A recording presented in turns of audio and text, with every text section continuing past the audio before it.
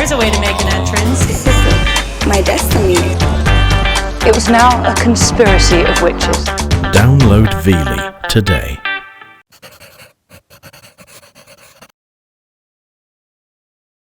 Any epoch will exhibit a dominant aesthetic or stylistic culture.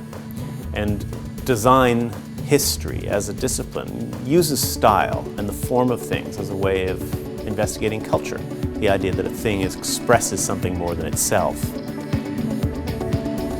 From the post-war modern style to the diversity of the new millennium, explore 6 decades of Canadian design. The reason why design is important in Canada is because it is what defines us as a culture. It also defines us in our everyday world. Delve into the collection of the Design Exchange, Canada's National Design Museum, to uncover the exceptional stories behind the objects of everyday life. These are the symbols of our cultural past and present.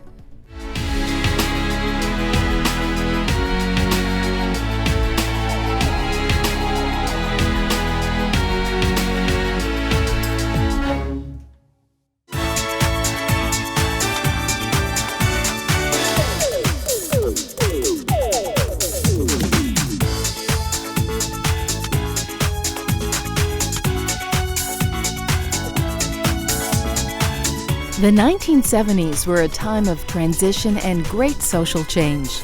The tension that grew out of the 60s continued into the 70s, but the fun, swinging, good vibrations had dissipated. Instead, the decade was dominated by cynicism and anxiety. The glory days of the 60s were in the past, and the present was undefined. The previous decade had brought about unprecedented emphasis on design in Canada. Expo 67 meant increased government investment, and most designers were employed at the time. This was not the case in the 70s. Most of the world experienced a severe economic recession during this period. Canada's economy was hit hard, and the stock market crash only made matters worse. North America was drowning in economic malaise. Against this backdrop, however, creativity continued to flourish in Canada. Design by Decade looks back to the 1970s to examine some of the most fascinating and distinctive Canadian designs that represent this diverse era. Provocative decade, the 1970s. The 1950s were about challenges to conformity and the middle class.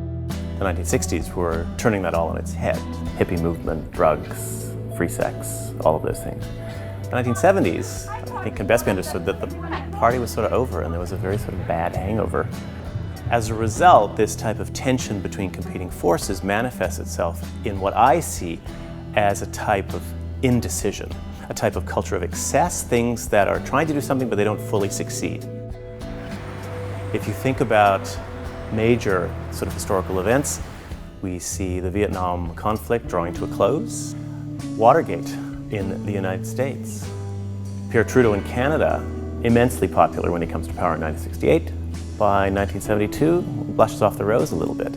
We had the FLQ crisis and the October crisis. So here at home in Canada, what did that mean here? We weren't this wonderful nation to show off the rest of the world. We experienced our first energy crisis because of OPEC. The OPEC cartel limited our access to gas, and we had this energy crisis for the very first time. This sort of awareness that North American affluence and car culture were coming to a type of screeching, tragic halt, and that sort of went against everything that North America was about. The rise of the environmental movement is very much locked into the 1970s. We lost faith in technology. Okay, so we sent a man to the moon. So what? In terms of style, I think about it of the AMC Gremlin and the AMC Pacer, these remarkable, funny little cars that sort of captured bad design culture. Leisure suits. The 70s was an interesting decade for design. There were a lot of mistakes, and that's not bad because the 70s were about experimentation. And that way it was kind of a transition from the 60s. People carried that idea forward. It was still a continuation of the 60s to some extent. So you still see influence of the space age look on design. The sphere was still a very popular motif. But you also had, as part of the alternative culture, was the hippie movement. So you do think of the Jesus sandals and the macrame. Diversity was a dominant theme in this era. Multiculturalism policy was declared in Canada in 1971, and it represented a shift in attitude. Suddenly, distinctiveness was a source of pride and a defining element of Canadian culture. Diversity was also embraced aesthetically. A smattering of styles surfaced in all facets of life during this decade.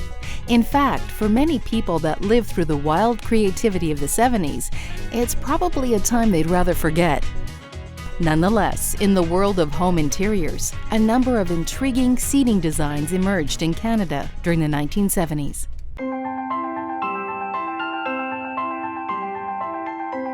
These designs wonderfully portray the array of looks that define this decade.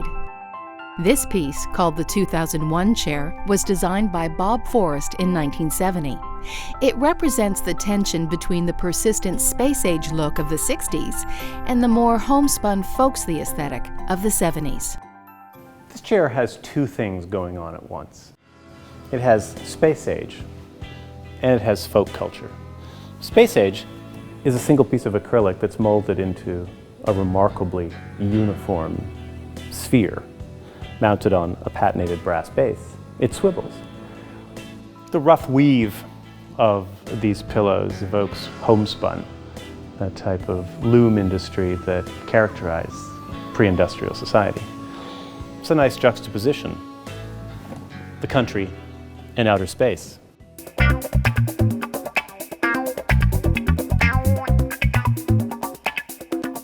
The K700 stool is a vibrant example of the stylistic experimentation that took place during this era.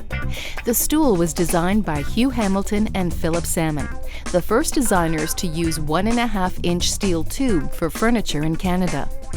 This piece was originally manufactured by Bent Tube, but the license was later sold to a company called Kinetics Furniture. It's still in production and is now being made by Hayworth, who bought Kinetics. The enduring success of the design is a testament to its timelessness.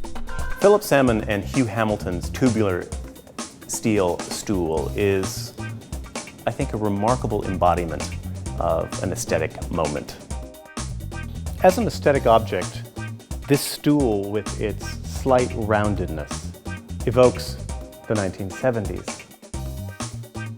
There was something about that aesthetic sensibility, that moment in time, that was hovering between a type of late 60s radical rejection of modernism and a type of playfulness and space-age interest. That's the magic of this thing. It's brilliant. It's tubular metal and it's bent 4 times and it basically creates a chair. Some people say, oh, it's the paperclip stool. That's the beauty of industrial design. You take one component, one piece, and hey, you got a chair. How brilliant is that?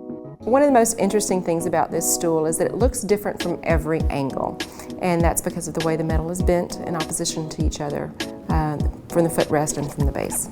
I think what's also innovative about it is not simply the bend or the paperclip form, but also the fact that it introduced color to metal.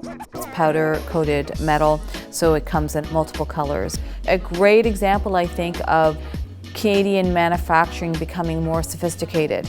It caught the public's imagination because it was hip and sort of swaggery. The chrome one is sort of a high dispo casual, and the painted ones are sort of a post-beatnik homespun sensibility. The K700 stool embodies the innovation and ingenuity of 1970s design in Canada. Its elegant simplicity is timeless, and it continues to be sold internationally.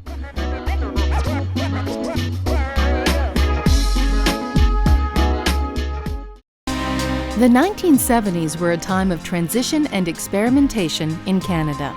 The centennial celebrations of the previous decade were replaced with uncertainty and economic instability. But amidst this, striking and innovative designs were emerging domestically. The modernist principles that had dominated most post-war design until this period were slowly cast aside. The previous decades embraced a minimalist look, which emphasized form and function. But suddenly, diversity was accepted and increasingly decorative styles surfaced. The 70s also saw a new emphasis on furniture systems within Canada, collections of objects that worked together. It was a time where people were really interested in portability. You could create something that could collapse and be shipped all over the place, and then put together in a variety of different configurations.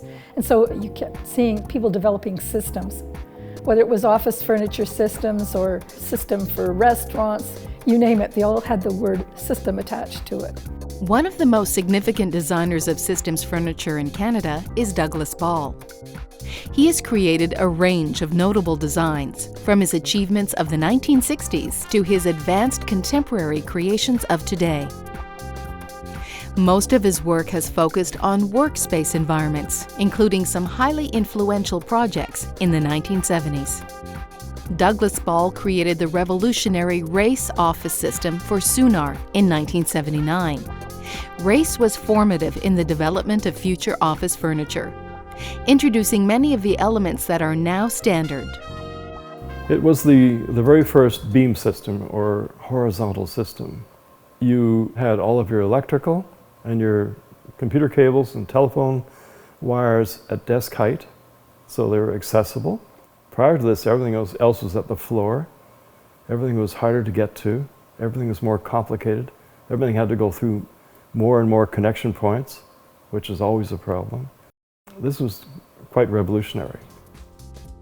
Douglas Ball's work in the 70s really exemplified how office furniture was going to become such an important industry for Canada. He made Sunar a very important, serious contender. He was able to adapt the company and move it to new types of technology and also to export it outside of Canada. And he was pivotal and so important for Canadian design and industry. Office furniture isn't terribly sexy or glamorous, but in fact, if you're an industrial designer, it's a great industry to be in because it's just a huge market. And I think what's amazing about Douglas Ball, he lives in Montreal and he's still continuing to design. It's a great story and he's a great example of how you can make a success out of industrial design in Canada. The systems furniture trend extended into the domestic arena as well.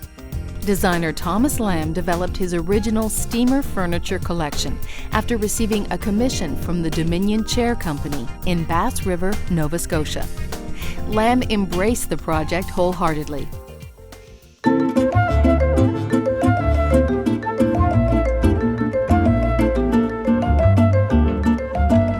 The steamer pieces were initially made in Nova Scotia, but production switched to the Ontario-based group Ambient, and then eventually Lamb produced the chairs himself in Malaysia. The collection included a variety of tables and chairs that were all made using simplified and innovative manufacturing techniques.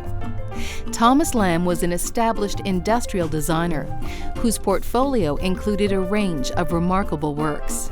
But his iconic steamer collection stands out and continues to be celebrated today for its poetic and distinctively Canadian look. The steamer collection takes bent wood and turns it into these amazing objects.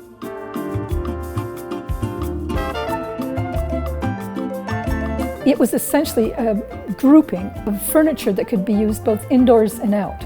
It was quite interesting and clever that Thomas Lamb would take this notion of systems furniture and apply it to the steamer collection. It utilizes componentry, and the idea is that you have a minimum of parts, but you can make a whole line of furniture, and so that simplifies your manufacturing. And if it simplifies your manufacturing, it reduces your manufacturing costs, and that's the most important thing, is to try to reduce your costs. The most famed object within the steamer system was the steamer lounge chair. People just loved it, but it wasn't that easy to get it. It wasn't easy to find distributors for it. But it's really so elegant and so precise.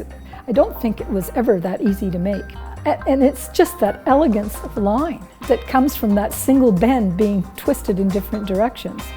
Lamb had the foresight and the intelligence to recognize the wisdom of having pieces that could be used in any number of pieces of furniture. So the long arched piece of wood that forms the seat of the lounge is exactly the same type of piece of wood used in the seat of the chair.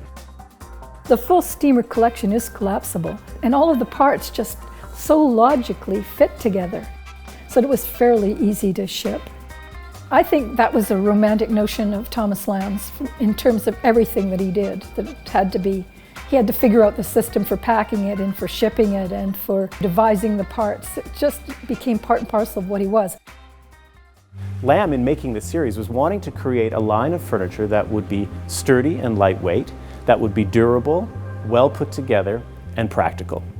One of the compelling aspects of this chair is the scissor effect of its manufacture. You have splats that form the back and the seat, and they're perfectly engineered so that they work like this, in and out. They never miss, they never jam, they're fluid.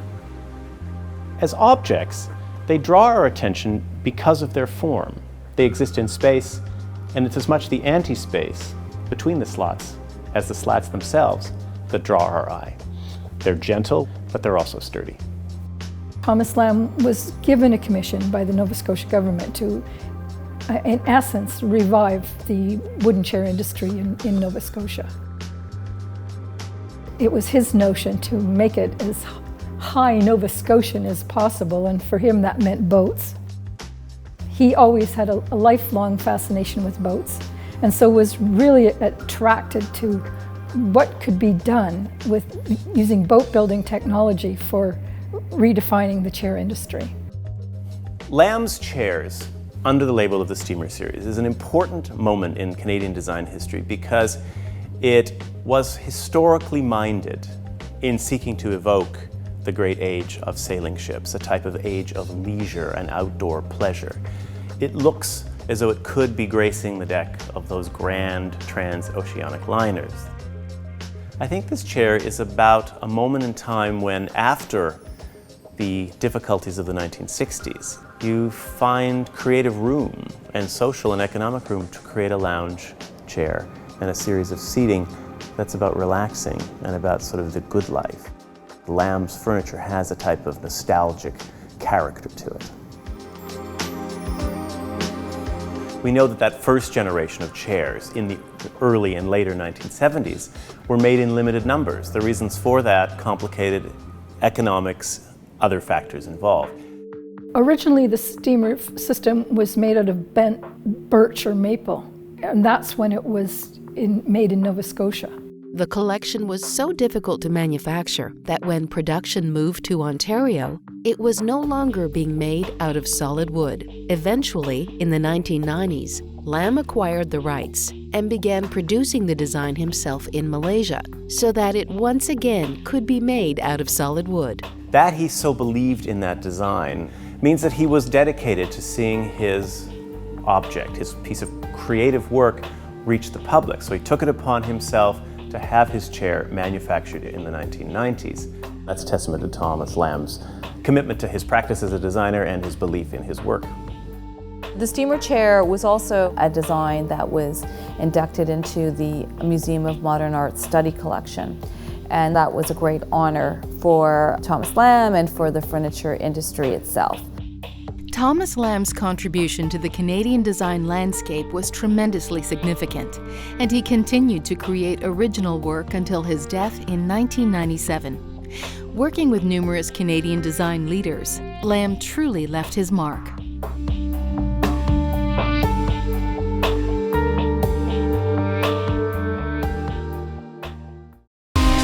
Economic challenges and social unrest colored much of the 1970s.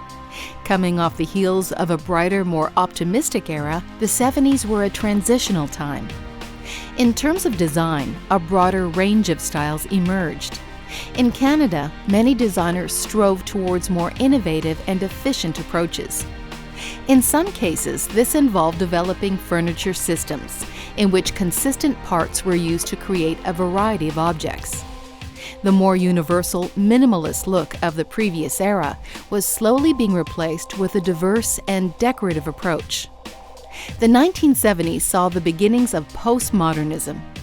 In contrast to modernism, which emphasized form and simplicity, postmodernism was an aesthetic movement that favored personal taste and looked to the past for inspiration.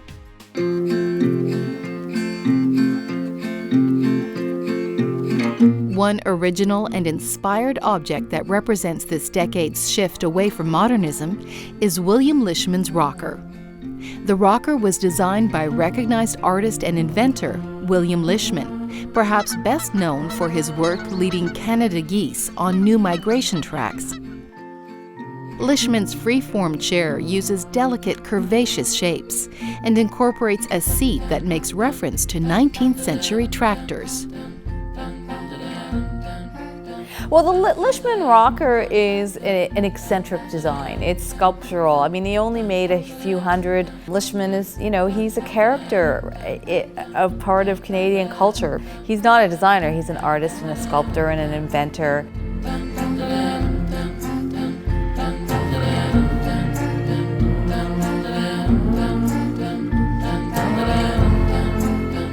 When we hear the word chair, we think of something that's rather conventional. Legs, seat, back. William Lishman's rocking chair, made in 1976, is both a chair, but a chair that sort of defies the logic and seeming ordinariness of chairs.